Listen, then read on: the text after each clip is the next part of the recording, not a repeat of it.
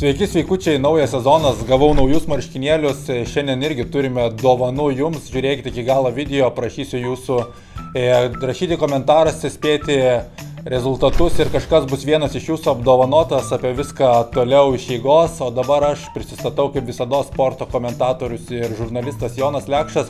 Pagaliau šiandien kalbėsiu apie krepšinį, kadangi sezonas prasideda būtent šią savaitę, pradedu nuo trečiadienio rungtynių, uteniškiai ruošiasi ne LKL sezonų iš pradžių, o būtent Čempionų lygos atrankai.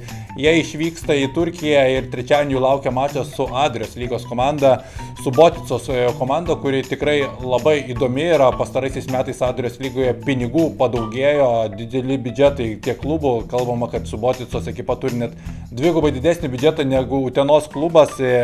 Yra Dušanas Miletičius, kuris praėjusią sezoną fiksavo 20,5 naudingumo balo vidurkį, netgi Europos taurėje 3 legionieriai ir būrys Balkanų krepšininkų, kurių vidurkiai tikrai praėjusią sezoną buvo solidus, taip kad kietos riešutėlės jau pirmajame atrankos etape laukia uteniškių, patys jie turi problemų, Arnaldo Toro neatrodo kaip rimtas vidurio puolėjas, Džo Čiliai gavo traumą prieš pat atranką, atvyko Janas Milleris, klausimas kaip jiems seksis adaptuotis, tų problemų yra ir Utenos žaidimas draugiškos rungtynės neįkvėpė, matant visą atranką atrodo, kad būtų ją labai sunku įveikti visus 3 etapus, bet mano spėjimas toks, kad visas žygis baigsis jau pirmajame etape, dėja uteniškiai pralaimės Serbijos klubui. Čia europiniai reikalai, bet mes einame prie Lietuvos krepšinio lygos. Savas kiemas mums visada yra įdomiausias ir šeštadienį atidarimo rungtynės žaidė 7bet Lietkabelis prieš Mažeikių klubą. Panevėžiečiai iš esmės persikomplektavo sudėtį vasarą, atsisakė Gedimino Oreliko paslaugų, atvyko Pecarskis, Rupštavičius pakeitė Deividas Sirvydį, bus įdomu, kaip atrodys Kovleras, ukrainietis, tikrai įdomi komanda, nes Čanakas liko, tai galima tikėtis panašaus braižo.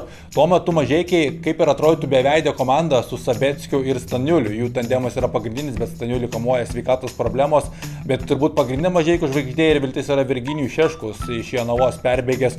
Būtent į Mažeikius, manau, kad ten pasikeitimų sezono metu pas Mažeikius bus nemažai ir dabar žymiai geriau atrodo sustiguota komanda yra 7bet Lietkabelis, kuris atrodė užtikrintai ir draugiškose rungtynėse vienintelį patyrė pralaimėjimą. Mano prognozė, kad Panevėžyje, Aukštaitijoje 7bet Lietkabelis laimės dviženklę taškų persvarą. Nu ką, judame toliau ir visų akis šeštadienio vakarą į Vilnių. Būtent tai yra savaitės rungtynės Vilniaus Rytas prieš Klaipėdos Neptūną.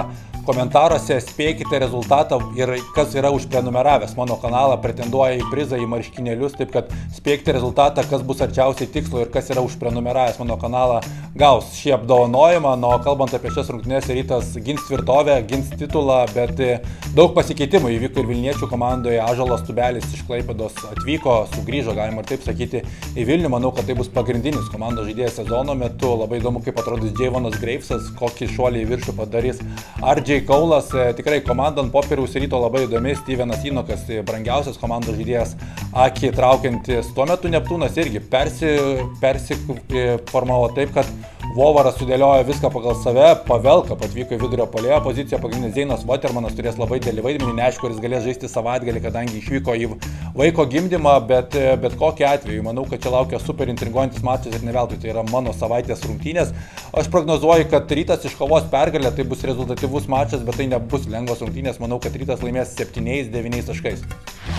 Nu ką, savaitgalį užbaigsime ir visą savaitę su Lietuvos komanda, kaip sakoma, Kauno Žalgirių, visų mylimas Žalgiriukas, ne visų mylimas, žinoma, Ryto fanai čia supyks ir visi kiti, bet kokiu atveju. Žalgiris yra ta komanda, į kurių visų akis krypsta, labai įdomu, kaip jiems seksis atidaryti sezoną po Gloria Cup, ten pamokų gauta nemažai, bet nematėme Tyrono Voloso, kuris bus pamatinė komandos dalis, neaišku, ar jis jau galės žaisti Šiauliuose, kurie tikrai turėtų užkurti pirtelę Žalgiriukui.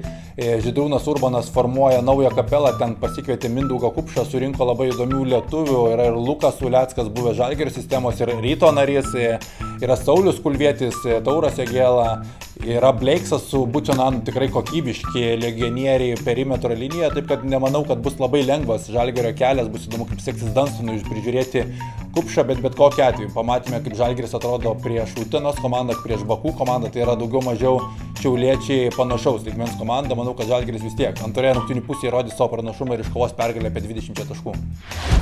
Nu ką, tiek šią savaitę, nepamirškite prenumeruoti šio kanalo, komentuokite, spėkite rungtynių rezultatą tarp Vilniaus Ryto ir Klaipėdos Neptūnų ir pažiūrėsime, kas laimės. Iki kito karto.